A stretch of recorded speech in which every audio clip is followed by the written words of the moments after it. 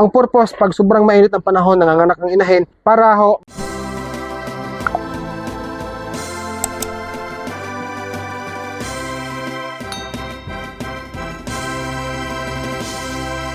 yan sinasabi ko mga baguhan dyan, na hindi po sa lahat ng panahon.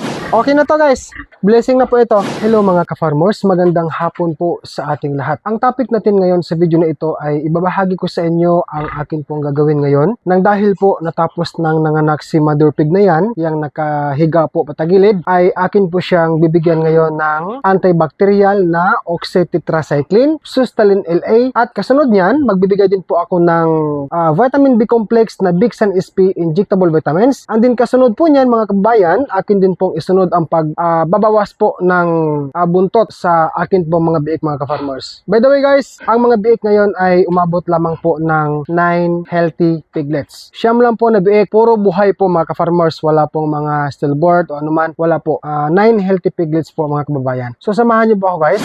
Yan na natin yung pagbabawas ng buntot. Ano po? Dito na lang So meron kaming nabili guys, no? Meron kaming nabili na pang-ipit, parang gunting siya, no?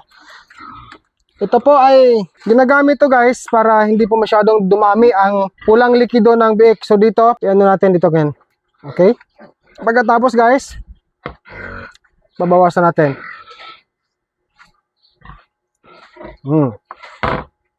Pagkatapos po ating tatanggalin, then sprayhan natin ang Combinex. Okay?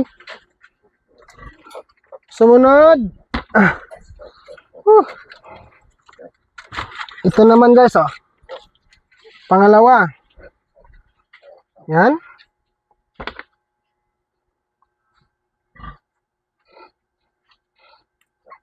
Okay.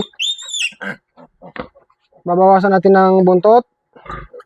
Behave lang.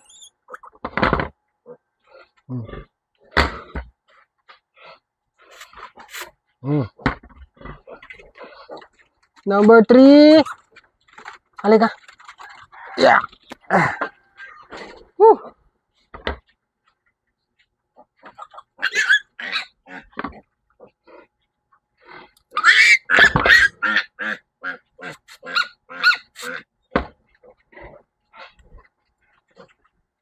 Number 4, come on. Yeah.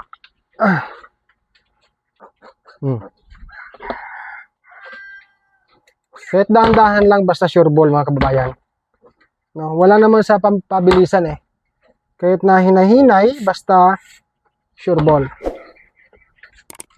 Yung mga biik namin guys, ano eh, ang pinakamagaan ho ay 1.2 kilos kaina.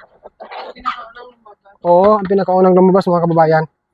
So sumunod po niyan, ang the rest po ay 1.6, no? 1.6 then 1.8. Kadalasan po 1.6, 1.8.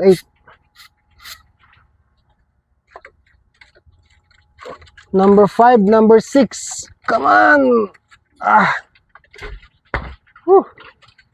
Yung sinasabi mga kababayan ha, kapag busy yung ating brand technician, tayo po ang hands-on sa ating babuyan.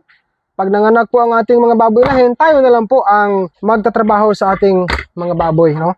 Yan ang sinasabi ko mga baguhan dyan, na hindi po sa lahat ng panahon ang ating mga brand technician ay available. Kaya ang suggestion ko sa mga baguhan dyan, mas maigi po mga kababayan na pag-aralan natin or magpaturo tayo sa kanila para at least alam natin ang sistema kahit basic lang, no? Hindi lang sa mga brand technician. Kung may mga kakilala kang mga hog raiser dyan na mga bihasa na rin, paturo ka, no?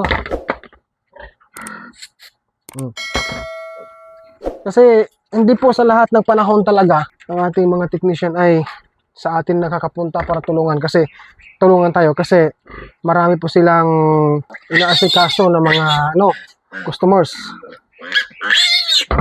Behave lang. Behave. Tama lang guys, yung technician ko kanina tumawag sa akin.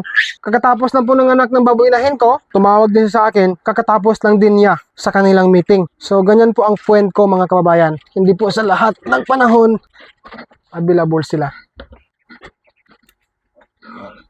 By the way, good size guys ang mga biik namin ngayon.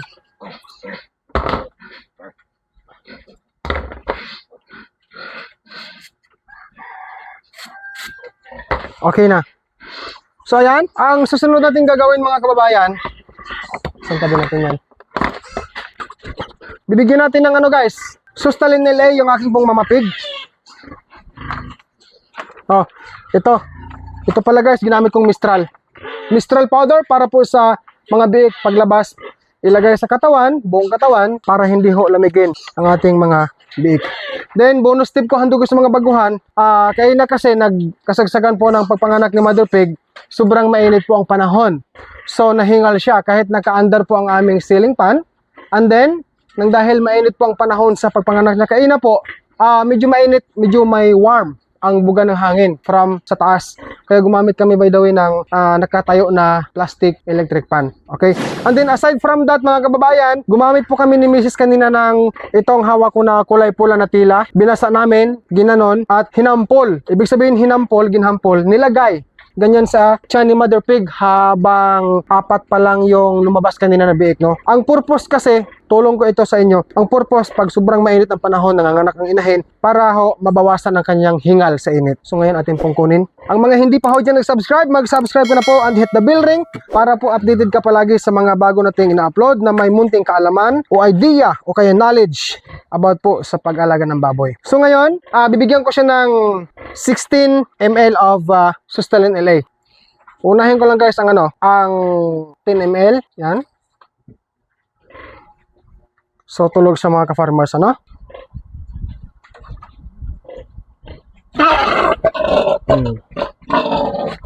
Okay. Sumunod niyan, 8 ml na naman. 6 pala, sorry. Sumunod, 6 ml ang i-follow up. Okay.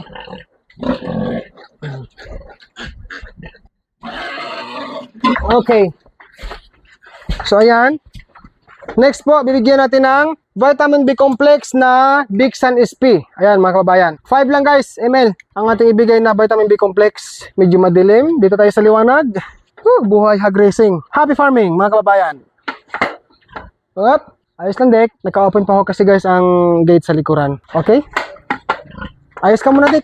Ayos. First time yan tumayo ngayon guys. Simula natapos siyang nanganak. Okay.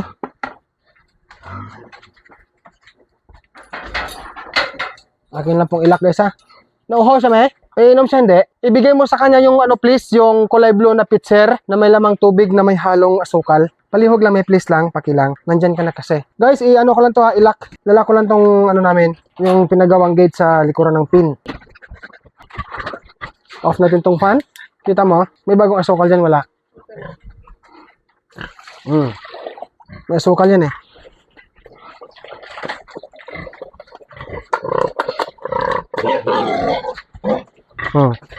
Okay na po mga kababayan. Ito po ang binigyan natin, 5 ml Big Sun SP Vitamin B Complex. And then Sustalin LA antibacterial. Tapos po ang aking mga biik pala guys, ito guys, pakita natin, may halika. Ito guys, yan, 9 na piraso lang po ito, pero okay na to guys. Blessing na po ito. Ang haba ng katawan. So ang ginamit namin dito na bore, papa nila ay large white, no?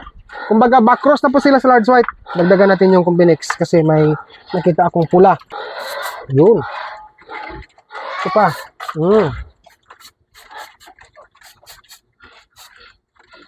Yun. Ito pa isa. Ayan. So ito guys, bago tayo magtapos sa video na ito pong ang mga timbang ibabahagi ko na lang din po sa inyo. Ang unang biik po ay tumitimbang, lumabas po siya ng 11:45 kaina ng tanghali. So 1.2 kilos po mga kababayan. Ang sumunod po, alas 12 Gs lumabas. 1.6 kilos, then 1.6 kilos again, 1.8, 1.6, 1.6, 1.8, 1.6 at 1.6. Good size na to guys. Sa ganito. Okay na to. Mahaba ang katawan. Grasya po sa Panginoon. Siya nga pala guys, bago tayo magtapos pala guys, yung sobra na Mistral, akin lang pong ilagay dito ha.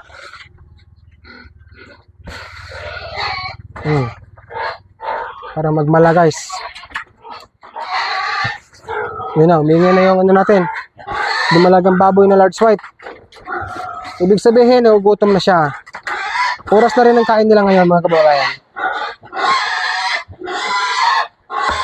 Okay? So So mga ka-farmers, ito na po ang ating mga biik, no? Kumukuha na po sila ng gatas ulit sa kanilang inahin. Ayan. Samantala po yung kabilang mga biik ko dito, ayan. Yan po. Okay, malalaki na rin, no? 21 days na po since birth. Kanina po nabigyan natin yan ng vaccine. Pag-release vaccine. Samantala dito ay bagong silang po mga ka-farmers. Ayan. Okay, maraming thank you po sa pagpanood mo sa video na ito mga kababayan. Happy farming po sa ating lahat. See you next time and God bless po sa ating lahat mga ka-farmers.